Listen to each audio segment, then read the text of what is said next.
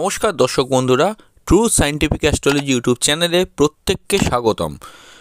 দেখুন, ধনু লগ্ন বা ধনু রাশি বছরের প্রথম মাস 2024 কীরকম যাবে এই বিষয়ে আজকে বিস্তারিতভাবে আলোচনা করব। স্ক্রিনের ওপর যে দুটো হরোস্কোপ আপনারা এখন দেখতে পাচ্ছেন, বাঁ দিকেরটা লেফট সাইডেরটা হচ্ছে 1 থেকে 15 পর্যন্ত আপনাদের রাশি সাপেক্ষে গ্রহদের অবস্থান, এবং রাইট সাইড অর্থাৎ 16 থেকে 31 পর্যন্ত হচ্ছে ডান দিকের হরোস্কোপটা গ্রহদের অবস্থান। দেখুন, এখানে আমি চাকরি, ব্যবসা, পড়াশোনা, প্রেম, বিবাহ করে সমস্ত ব্যাপারগুলো নিয়ে ডিসকাশন করব ইন্ডিভিজুয়ালি। আগে ট্রানজিটগুলো একটু বলে দিচ্ছি, ট্রানজিটগুলো বলে আমি মেন প্রেডিকশানের মধ্যে ঢুকবো। আর এই ভিডিওটা ধনু লগ্ন ধরে কিন্তু শোনার চেষ্টা করবেন। যদি লগ্ন না জানেন আপনি রাশি ধরে শুনতে পারেন। আমার অ্যাডভাইস, লগ্ন জানা থাকলে লগ্ন ধরেই কিন্তু দেখবেন। দেখুন, আপনাদের রাশির মধ্যেই কিন্তু 7ই জানুয়ারি থেকে বুধ অবস্থান করবে। সে দ্বাদশ থেকে কিন্তু 7ই জানুয়ারি রাশিতে ট্রানজিট করবে। রাশিতে সারা মাস জুড়ে মঙ্গল থাকছে, এবং রবিও কিন্তু মাসের প্রথম থেকে মাসের মিডিল পর্যন্ত কিন্তু আপনাদের রাশিতেই থাকবে। রবি ট্রানজিট করে সরে যাবে 15ই জানুয়ারি রাশির দ্বিতীয়। শুক্র দ্বাদশ ভাব থেকে রাশিতে এসে উপস্থিত হবে 18ই জানুয়ারি। রাশি সাপেক্ষে তৃতীয়ভাবে শনি মূলত্রিকোণে মার্গী থাকছে, চতুর্থভাবে রাহু থাকছে, এবং পঞ্চমে কিন্তু বৃহস্পতি মার্গী হয়ে থাকছে। এবং অবশ্যই আমরা দেখতে পাচ্ছি রাশি সাপেক্ষে কিন্তু দ্বাদশভাবে কেতুর অবস্থান থাকছে গোটা মাস জুড়ে। তো এই হচ্ছে আপনাদের গ্রহদের প্যাটার্ন আমি বললাম। এবার আমি আস্তে আস্তে প্রেডিকশানে ঢুকছি। প্রথমেই কর্ম নিয়ে কয়েকটা কথা বলা যাক। দেখুন, কাজের ক্ষেত্রে ধনু রাশি বা ধনু লগ্নের এই মাসটা, বছরের প্রথম মাসটা কাজের ক্ষেত্রে অ্যাটলিস্ট কিন্তু গতিশীলতা থাকবে। এইটুকু আমি বলতে পারি, কাজের ক্ষেত্রে গতিশীলতা থাকবে। কারণ বুধ কিন্তু 2রা জানুয়ারি বছরের প্রথমে কিন্তু মার্গী হয়ে যাচ্ছে। বুধ মার্গী হয়ে যাওয়ার জন্য কাজের ক্ষেত্রে যাবতীয় যা পেন্ডিং জায়গাগুলো ছিল, হয়তো আপনার অফিসিয়াল ক্ষেত্রে আপনার কোনো সমস্যা হয়েছিল, যাদের ক্ষেত্রে হয়েছিল সেই সমস্যাগুলো থেকে আপনারা রিকভার করতে পারবেন। এবং অফিসিয়াল ক্ষেত্রে যদি আপনার পারফরমেন্স ডিসেম্বর অর্থাৎ এই মাসটা 2023-এর শেষ মাসটা, যারা এখন ভিডিওটা শুনছেন তাদের পারফরমেন্স যদি ভালো না হয়ে থাকে, অবশ্যই কিন্তু 2024-এর প্রথম থেকে আপনাদের পারফরমেন্স কিন্তু ভালো হবে। এবং বুধ দশমপতি হয়ে দ্বাদশভাবে মার্গী হচ্ছে। তার মানেটা কি? দ্বাদশ হচ্ছে বিদেশ।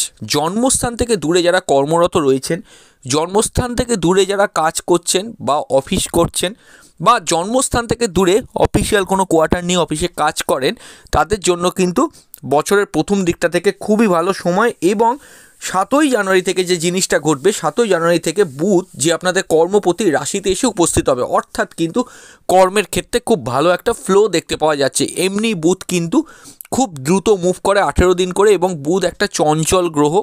তাই জন্যেই কাজের ক্ষেত্রে ঘোরাঘুরি, দৌড়ঝাঁপ, একটু খাটাখাটুনি, পরিশ্রম এগুলো কিছুটা বাড়তে পারে, তবে আপনি কিন্তু বেনিফিটেড হবেন। তার কারণটা কি? বুধ মার্গী হয়ে থাকছে। একটা জায়গায় দেখুন, শুধু খেয়াল রাখতে হবে, খুব হুড়োহুড়ি কাজ করতে গিয়ে কী হয়, কিছু কিছু জায়গায় কিন্তু ভুলভ্রান্তি হয়ে যায়। হয়তো ধরুন আপনি কাউকে ফোন করার কথা, এত স্পিডে কাজ করছেন সেটা ভুলে গেলেন। কোনো জায়গায় যাওয়ার কথা ছিল, তার মাঝপথে কোনো কাজ ছিল, এত স্পিডে বা কাজ করছেন আপনি সেই জিনিসটা মাঝপথে যেটা করার কথা ছিল আপনি সেটা ভুলে গেলেন। তো এই জায়গাগুলো আপনাকে কিন্তু একটুখানি খেয়াল রাখতে হবে বলে আমি মনে করি। এছাড়াও কর্মপতি বুধ অবশ্যই কিন্তু রাশিতে এসে অবস্থান করছে, যার জন্য কিন্তু যারা অ্যাডমিনিস্ট্রেটিভ ডিপার্টমেন্টে আছেন, এমনিও দেখুন আপনার রাশিতে কিন্তু আমি প্রথমেই ট্রানজিটের সময় বললাম মঙ্গল থাকবে গোটা মাস জুড়ে। মঙ্গল থাকার জন্য এবং রবি থাকার জন্য যারা সাধারণ অর্থে বলতে গেলে যে ম্যানেজমেন্টের ডিপার্টমেন্টে রয়েছেন বা অ্যাডমিনিস্ট্রেটিভ ডিপার্টমেন্টে রয়েছেন, কোনো পুলিশ প্রশাসন বিভাগে কাজ করেন, কোনো বড় সংগঠনমূলক কাজ করছেন, বা একটা কোনো বড় প্রতিষ্ঠানের আপনি একজন ডিরেক্টর বা প্রডিউসার, হ্যাঁ, বা ম্যানেজিং ডিরেক্টর, যাই বলেন না কেন, মানে মোট কথা বড় পদে আছেন, আপনার জন্য কিন্তু এই বছরের প্রথম মাসটা 2024-এর প্রথম মাসটা কিন্তু ভালোভাবে কাজে লাগাতে পারবেন, কারণ সময়টা কিন্তু আপনার ফেভারে থাকবে। ভাগ্যের সহায়তা পাবেন অফিসিয়াল ক্ষেত্রে, কারণ রবি নবমপতি হয়ে রাশিতে অবস্থান করছে। যদিও আমি একটা কথা এখানে আপনাদের বলবো, কর্মপতি বুধ সরাসরিভাবে মঙ্গল যুক্ত হচ্ছে, রবি যুক্ত হচ্ছে। এক্ষেত্রে আমার যেটা মনে হয়, কিছু কিছু ক্ষেত্রে ওভার এক্সাইটমেন্ট, একটুখানি হলো মাথা গরম, রাগ ক্রোধ কিছুটা বাড়া, এই ঘটনাগুলো কিছুটা কিন্তু আপনাকে নেগেটিভের দিকে নিয়ে যেতে পারে। সবসময় যে হবে তা আমি বলবো না, কিন্তু কিছু কিছু ক্ষেত্রে এই ঘটনাটা কিন্তু ঘটার প্রবাবিলিটি থাকছে। এই জায়গাটা একটু খেয়াল রাখতে হবে। সরকারি ওরিয়েন্টেড কর্মচারীদের জন্য মোটামুটি কিন্তু সময়টা ভালো। অবশ্যই আমরা দেখতে পাবো মাসের প্রথম দিকটাতে 15 তারিখ পর্যন্ত সময়টা খুবই ভালো।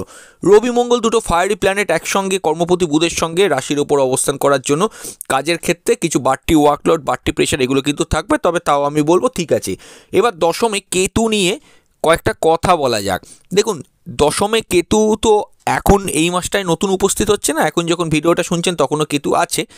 দেখুন 2023 অর্থাৎ এই বছরের 30 অক্টোবরের পর থেকে যাদের কর্ম নিয়ে যাবতীয় একটা সমস্যা ক্রিয়েট হয়েছে, এখনও সেই সমস্যার সমাধান হয়নি। ধরুন কেউ চাকরি চেঞ্জ করবেন মনে করেছিলেন, চাকরিটা ছেড়ে দিয়েছেন, চাকরি পাননি, বা অনেকের ক্ষেত্রে প্রমোশন হওয়ার কথা ছিল, ভেবেছিলেন হয়ে যাবে, একটা প্রবাবিলিটি কিছুটা তৈরি হয়ে ওঠেনি। তো এই সমস্ত ব্যক্তিদের জন্য আরও একটা জায়গা, আরও এক শ্রেণীর মানুষের কথা বলছি, কাজের ক্ষেত্রে যাবতীয় যে সমস্যা ছিল সেই সমস্যাটা বেশ কিছুটা বেড়ে গিয়েছিল। যেমন ধরুন কনস্পিরেসি বা ষড়যন্ত্র অফিসিয়াল ক্ষেত্রে আপনাকে নিয়ে হচ্ছিল, এবং 30 অক্টোবর 2023-এর আশপাশ করে জিনিসটা বেড়ে গিয়েছিল। এখনও যদি এই ঘটনাগুলোর সমাধান না হয়ে থাকে, আপনি দেরি না করে অ্যাস্ট্রোলজারের সঙ্গে কিন্তু অবশ্যই কনসাল্ট করবেন, যেটা কিন্তু খুব ম্যান্ডেটারি। পরবর্তীকালে এটা কিন্তু বড় সমস্যার কারণ হতে পারে এখনও যদি সর্ট আউট না হয়। অ্যাটলিস্ট জানুয়ারি 2024-এর প্রথম 10টা দিন দেখে নিন, তারপরে আপনি সিদ্ধান্ত নিন। দেখুন, এবার আমাদের আলোচনার বিষয়বস্তু হলো ব্যবসা। দেখুন, ব্যবসার ক্ষেত্রে ব্যবসার অধিপতি গ্রহ বুধ দ্বাদশে মার্গী হচ্ছে 2রা জানুয়ারি। আমি এইটুকু বলতে পারি বৈদেশিক ব্যবসা বাণিজ্য ভালো হবে, কারণ ব্যবসার অধিপতি গ্রহ বুধ দ্বাদশে থাকছে। 2রা জানুয়ারি থেকে সে মার্গী 7ই জানুয়ারি পর্যন্ত থাকবে। এই সময়ের মধ্যে জন্মস্থান থেকে দূরে যারা বিজনেস করছেন তাদের জন্য সময়টা ভালো, এবং নতুন যারা ব্যবসা খুলতে যাচ্ছেন তারাও খুলতে পারেন। 7ই জানুয়ারির পর বুধ কিন্তু রাশিতে এসে উপস্থিত হবে, অর্থাৎ ধনু রাশিতে, যার জন্য কিন্তু ব্যবসার ক্ষেত্রে ফ্লো বাড়বে। একমাত্র বিজনেসকে যারা প্রফেশন হিসেবে নিয়েছেন তাদের জন্য ভালো, এবং আপনাদের ব্যবসা আর চাকরি দুটো অধিপতি গ্রহ বুধ একসঙ্গে রাশিতে অবস্থান করার জন্য চাকরির পাশাপাশি ব্যবসা, ব্যবসার পাশাপাশি চাকরি, এই জিনিসগুলো কিন্তু ভালোভাবে অপারেট করতে পারবেন। এই জায়গাগুলো কিন্তু খুব ভালো থাকছে। এবং এছাড়াও আমি বলবো পার্টনারশিপ ব্যবসায় যথেষ্ট প্রফিটেবল আপনি হবেন। আপনার নিজস্ব কোনো এজেন্সি থাকলে তার যদি বিজনেস করেন সেটাও কিন্তু ভালো হতে পারে। মার্কেটিংয়ের কাজগুলো ভালো হতে পারে, সেলস রিলেটেড কাজকর্ম যারা করেন ভালো হতে পারে। অনলাইনে সমস্ত রকমের ব্যবসা এগুলো কিন্তু মোটামুটি পজিটিভলি রান করতে পারে। এই জায়গাগুলো কিন্তু আমার মনে হয়। এছাড়াও আমি আরও একটা জায়গা আপনাকে আমি বলবো ব্যবসার ক্ষেত্রে, যেটা হচ্ছে কি, যে নতুন ব্যবসা খোলার জন্য আমি মনে করি 7ই জানুয়ারি থেকে রেস্ট অফ দ্য মান্থ প্রায় পুরোটাই থাকবে। এই সময়টা কিন্তু খুবই ভালো, এবং টাকা পয়সা লেনদেনের ক্ষেত্রেও ভালো। এবং আমি এটুকু বলবো যে অনলাইন যারা মোবাইল কম্পিউটার গেমসের এই সমস্ত ব্যবসা করেন, বা যারা সাইবার ক্যাফের ব্যবসা করেন, তাদের উদ্দেশ্যে বলবো শুক্র রাশিতে 18ই জানুয়ারি ঢুকবে, তারপর থেকে সেই জায়গাগুলো কিন্তু মোটামুটি ভালো থাকছে।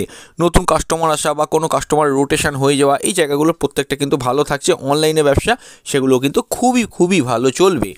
আপনার প্রোডাক্টের, আপনার যদি যে পার্টে, যে লেভেলে বা যে জায়গার আপনি যে জিনিসের ব্যবসা করেন, সেই ব্যবসাগুলোর থেকে মোটামুটি প্রফিটেবল হতে পারে। কিছু কিছু ব্যবসা বললাম, সব ব্যবসা বলা সম্ভব নয়, তার কারণ একটা ভিডিওতে তাহলে অনেক বড় হয়ে যায়। তো ব্যবসার জায়গাটা মোটামুটি কিন্তু আপনার দেখা যাচ্ছে ঠিক আছে, গোটা মাস জুড়েই কিন্তু ঠিক আছে। তবে হ্যাঁ, বুধ রবি যুক্ত হচ্ছে, আবার মঙ্গল যুক্ত হচ্ছে, যেটা চাকরির ক্ষেত্রেও বললাম। ব্যবসার স্থলে আপনি কোম্পানির প্রপাইটার অবশ্যই, কিন্তু আপনার কর্মচারীদের সঙ্গে কোনো রকমের মাথা গরম ঝুট ঝামেলা ঝগড়ার মধ্যে কিন্তু নিজেকে জড়াবেন না, সেটা আপনার কিন্তু বিপক্ষে যেতে পারে, এটা কিন্তু মনে রাখবেন। আচ্ছা, এবার আমাদের আলোচনার বিষয়বস্তু হলো স্কুল লেভেল এডুকেশন। তার আগে বলে দেবো, এখন অবধি যারা আমাদের চ্যানেলটা টু সায়েন্টিফিক অ্যাস্ট্রোলজি সাবস্ক্রাইব করেননি, সাবস্ক্রাইব করে অল নোটিফিকেশন বেলটি কিন্তু অন করে দেবেন, যাতে করে এই জাতীয় ভিডিও সবার আগে আপনারা দেখতে পান। আর একটা রিকোয়েস্ট করবো, ভিডিওগুলোকে একটু অন্যান্য গ্রুপে শেয়ার করে দেবেন, যাতে করে আপনার হাত ধরে আপনার পাশের জন্য এই ভিডিওটা দেখে কিছুটা উপকৃত হতে পারে। স্কুল লেভেল এডুকেশন, দেখুন স্কুল লেভেল এডুকেশনের অধিপতি গ্রহ বৃহস্পতি 6টে মার্গী হচ্ছে বছরের প্রথম থেকে, এবং চতুর্থভাবে কিন্তু রাহু আছে।